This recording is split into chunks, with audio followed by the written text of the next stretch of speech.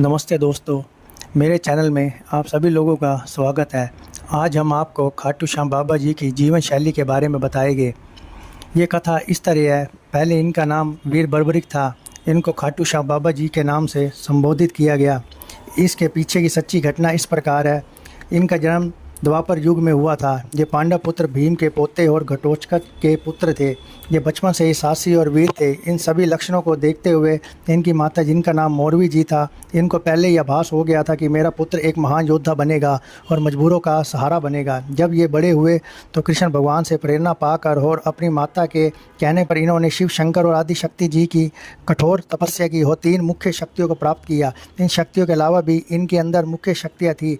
एक दिन जब बर्बरिक को पता लगा कि कुरुक्षेत्र के मैदान में कौरव और पांडव युद्ध करने जा रहे हैं, जिसकी भूमिका भगवान श्री कृष्ण निभा रहे हैं, तो इन्होंने युद्ध में भाग लेने की ठानी। फिर वे अपनी माता की आज्ञा लेकर युद्ध में जाने की तैयारी करने लगे। जाते समय इनकी माता ने इनको याद दिलाया कि युद्ध में जो पक्ष तुम्हें हारता हुआ दिखे उसका सहारा बनना और उन्हें जितवाना। फिर वे अपने युद्ध के मैदान के चल पड़े। जब ये बात श्री कृष्ण को पता लगी अपने ध्यान के माध्यम से कि बर्बरिक जो एक वीर महान योद्धा है और पांडव पुत्र भीम का पोता है, वे महाभारत के युद्ध में हिस्सा लेने आ रहा है। श्री कृष्ण भगवान को ये भी पता था कि अगर बर्बरिक युद्ध में हिस्सा लिया तो कमज़ोर पक्ष में ही लड़ेगा। जो भगवान कृष्ण ने एक लीला की। वे ब्राह्मण के रूप में बर्बरिक के सामने पहुँचे और उनसे वार्तालाप करने लगे, यानी बातें करने लगे। कृष्ण भगवान ने बर्बरिक से कहा, जहाँ जो इस समय ब्राह्मण के रूप में थे, कि तुम कौन हो, यहाँ पर किस कारण से आए हो। ब्राह्मण वेश को देखते हुए बर्बरिक ने कहा, मैं महाभारत युद्ध में भाग लेने आया हूँ। ये बातें सुनकर कृष्ण भगवान ने कहा, तुम किस पक्ष की ओर से युद्ध करोगे। फिर बर्बरिक ने कहा, मैं हारते हुए पक्ष की ओर से युद्ध करूँगा और उन्हें जिताऊँगा, चाहे वजह कुछ भी हो। सब बातें सुनकर ब्राह्मण ने कहा, जो कृष्ण के रूप में थे, महाभारत युद्ध में कृष्ण भगवान भी पांडव पक्ष में सेनापति की भूमिका निभा रहे हैं, तो पांडवों का जीतना पक्का है। क्या तुम्हारे पास कोई ऐसी शक्ति है जिससे युद्ध का पासा पलट जाए। तब बर्बरिक ने अपनी शक्तियों के बारे में बताया, जो इस प्रकार है। मेरे पास 3 शक्ति है। पहली शक्ति, पहला बाण उन सभी लक्ष्यों को निशाना बनाकर नष्ट कर देता है। दूसरा बाण जिस वस्तुओं को बचाना हो उसकी हर प्रकार से सुरक्षा करता है। तीसरा बाण पहले बाण से जो निशाना साधा था नष्ट करने के लिए, उसकी भी रक्षा करता है। इन सभी बातों को सुनकर ब्राह्मण ने कहा, मुझे विश्वास नहीं होता। अगर तुम्हारे पास सच में ऐसी शक्ति आए, एक शक्ति की परीक्षा दो, तब मैं मानूं कि ब्राह्मण की ये बातें सुनकर बर्बरिक परीक्षा देने को तैयार हो गया।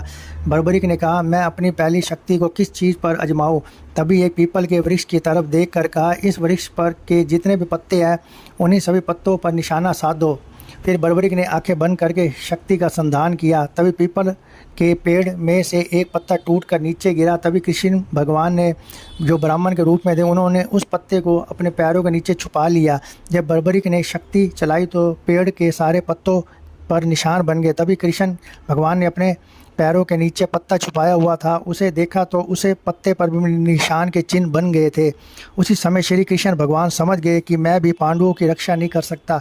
जिस शक्ति का बर्बरिक ने इस्तेमाल किया था, वे शक्ति शिव शंकर और आदि शक्ति से प्राप्त हुई थी। इन शक्तियों का अनादर मैं नहीं कर सकता, क्योंकि कृष्ण भगवान शिव शंकर और आदि शक्ति जी का सम्मान करते हैं। अधर्म पर धर्म की विजय हेतु श्री कृष्ण भगवान ने वीर बर्बरिक के शीश को दान में मांग लिया। ये बात सुनकर बर्बरिक को शक हुआ और ब्राह्मण को अपने असली रूप में आने को कहा। तभी श्री कृष्ण भगवान जी ने अद्भुत रूप दिखाया। इस अद्भुत रूप को देखकर बर्बरिक ने कृष्ण भगवान के सामने सर झुकाकर हाथ जोड़े और श्री कृष्ण भगवान का आदर करते हुए अपना शीश स्वयं काट के दे दिया।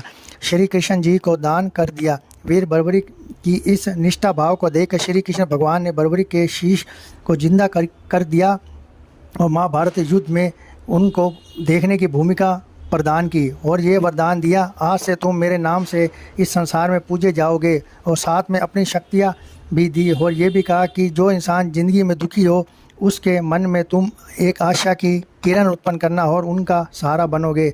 जो इंसान तुम्हें पूजेगा या तुम्हारे दरबार में आएगा उसके सारे संकट दूर होंगे। फिर कृष्ण भगवान ने बर्बरिक को महाभारत के युद्ध को देखने की भी शक्तियाँ प्रदान की। जब महाभारत का युद्ध हुआ तो कृष्ण भगवान ने बर्बरिक को अपने अंदर समाहित कर लिया और अमर कर दिया, अपना नाम दिया जो था श्याम बाबा। आज के युग में लोग श्याम बाबा को खाटू श्याम बाबा जी के रूप में पूछते हैं। बोलो हारे की सहारे की, बाबा श्याम हमारे की।